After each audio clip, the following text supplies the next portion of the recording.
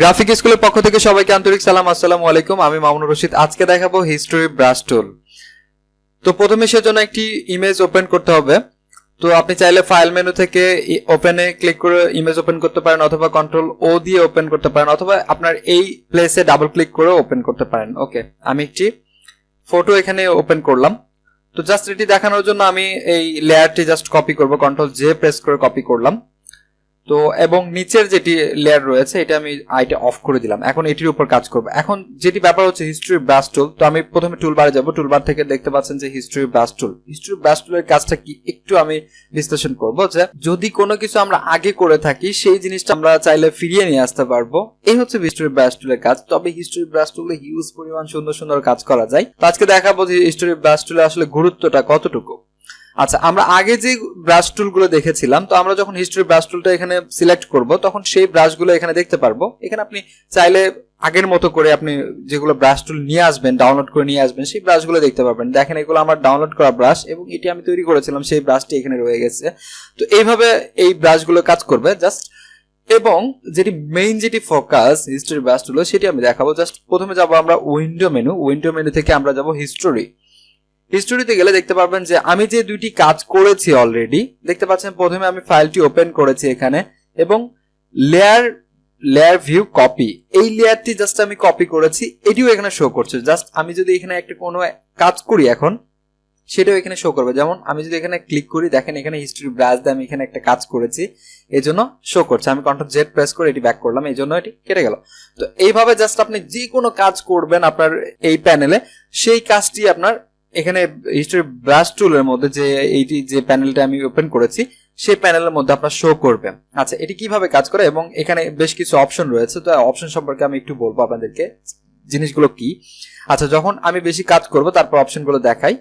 তো প্রথমে আমি যদি জাস্ট এই ফটোটা আমি জাস্ট একটু ব্লার করে দেখাচ্ছি খুব ইজিলি আপনি কিভাবে ব্লার করবেন, সেজন্য আমি যাব প্রথমে ফিল্টার থেকে ব্লার থেকে জাস্ট আপনি এখানে এটা ক্লিক করে দিতে পারেন।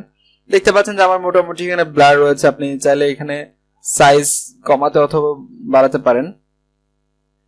একটু মিডিয়াম রাখছি। ওকে, জাস্ট এটি রেখে আমি ওকে প্রেস করছি। দেখতে পাচ্ছেন যে আমার ইমেজটি অলরেডি ব্লার হয়ে গিয়েছে। এখন আমি যেটি করব, যে হিস্টরি ব্রাশ টুলের মাধ্যমে জাস্ট আমার যে মেইন যেটি ইমেজ, যেটি ফোকাস, আপনারা দেখতে পান যে এখন ডিএসএলআর দিয়ে যে ফটোগুলো উঠানো হয় সেইগুলো এইভাবে ব্লার করা হয়। এগুলো অবশ্যই ফটোশপের মাধ্যমে করা হয়। তো এখন ব্যাপার হচ্ছে যে আমি যাব হিস্টরি ব্রাশ টুলে জাস্ট এখান থেকে আমি একটি সফট ব্রাশ এখান থেকে আমি ওকে করতে পারি, এবং আমি জাস্ট এখানে দেখেন আমি এখানে জাস্ট ড্র্যাগ করছি। আগের যেটি আমার ছিল মেইন ইমেজটি, সেটি এখান থেকে ফিরিয়ে নিয়ে আসছে। ওকে, তো এইভাবে আমি পুরো ইমেজটি এখানে যেটা আমি রাখবো মেইন যেটি ফোকাস, সেটি আমি জাস্ট টোটালটি আমি পেইন্ট করছি এখানে হিস্টরি ব্রাশ টুলের মাধ্যমে। ওকে, আপনি চাইলে আগের মতো করে থার্ড ব্র্যাকেট এন্ডিং এবং থার্ড ব্র্যাকেট স্টার্টিং দিয়ে আপনি এখানে ব্রাশ সাইজ ছোট বড় করতে পারেন।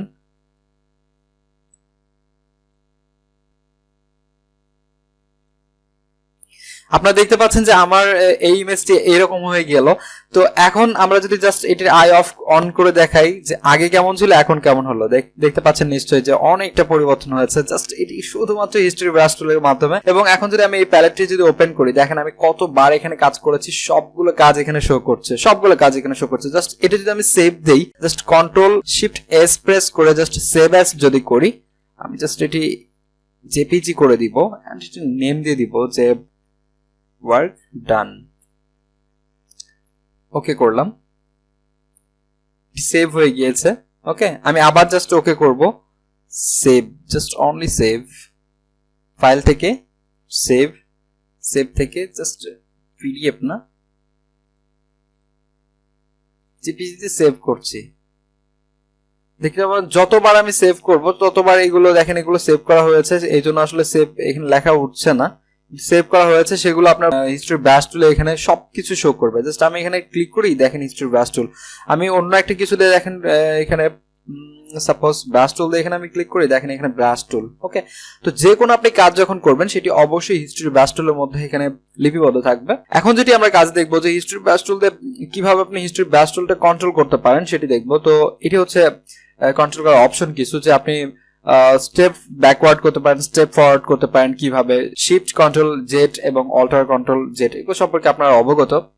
নিউ স্ন্যাপশট, স্ন্যাপশটটা কি? আচ্ছা, এখন স্ন্যাপশটটা হচ্ছে নিচে আমরা দেখতে পাচ্ছি যে একটি ক্যামেরার মতো রয়েছে। জাস্ট এখানে যদি আমি একটু ক্লিক করি তাহলে দেখতে পাবেন যে আমার এই যে ডকুমেন্টটি রয়েছে এটি একটা স্ন্যাপশট তৈরি হবে। এখানে জাস্ট ক্লিক করছি, দেখতে পাচ্ছেন যে এখানে স্ন্যাপশট 1 একটি স্ন্যাপশট তৈরি হয়ে গিয়েছে।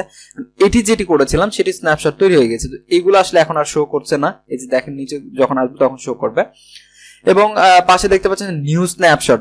আচ্ছা, এটা আমি দেখালাম। এবার ডিলিট, আপনি চাইলে যে কোনো এখান থেকে ডিলিট করতে পারেন। সাপোজ এটি আমি ডিলিট করব, এটি ডিলিট করে দিচ্ছি, এভাবে ডিলিট করতে পারেন, অথবা এটি টেনে আপনি নিচে ড্র্যাগ করে ডিলিট করে দিতে পারেন আপনার অপ্রয়োজনীয় যেটা আপনার হিস্ট্রি সেটি।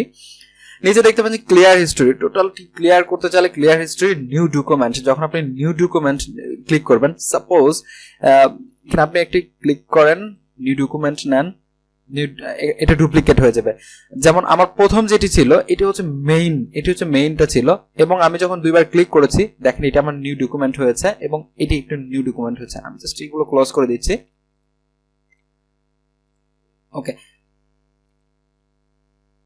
এবং দেখতে পাচ্ছি যে এখানে হিস্ট্রি অপশন, হিস্ট্রি অপশনের মধ্যে বেশ কিছু অপশন রয়েছে। এগুলো আসলে খুব বেশি জরুরি না, এগুলো আপনারা নিজে নিজে বুঝতে পারবেন, সেগুলো দেখাবো না। এবং নিচে দেখতে পাচ্ছেন আপনি ক্লোজ ট্যাব গ্রুপ, এগুলো সম্পর্কে আপনারা অবগত আছেন, আমি প্রথম টিউটোরিয়ালে এগুলো বলেছিলাম যে ক্লোজ ট্যাব গ্রুপ। যখন আপনি ক্লোজ করে দিবেন টোটাল আপনি হিস্ট্রি প্যালেটটা এখান থেকে ক্লোজ হয়ে যাবে। ক্লোজ ট্যাব গ্রুপ, এটা যদি কোনো একটা গ্রুপের মধ্যে থাকতো সেক্ষেত্রে আপনার টোটাল গ্রুপটা এখানে ক্লোজ হয়ে যেত। এই হচ্ছে মোটামুটি এখানে অপশনগুলো। তো এইভাবে আসলে হিস্ট্রি ব্রাশ টুল কাজ করে। এবং আপনি এখানে আরেকটি ইম্পর্টেন্ট একটা ব্যাপার রয়েছে যে আপনি এখানে সর্বোচ্চ কতগুলো আসলে হিস্ট্রি পর্যন্ত রাখতে পারেন। এটা তো আমার অনেক ছোট একটা কাজ ছিল, হয়তো এখানে হয়তো খুব কম এখানে হিস্ট্রি জড়ো হয়েছে। যখন আপনি অনেক বড় কিছু নিয়ে কাজ করবেন তখন এখানে শত শত এখানে হিস্ট্রি হতে পারে। সেক্ষেত্রে আপনি কি করবেন, সেক্ষেত্রে আপনাকে যেতে হবে এডিট থেকে প্রিফারেন্স থেকে জাস্ট আপনাকে যেতে হবে যে ইন্টারফেস প্রিফারেন্সে যাবেন।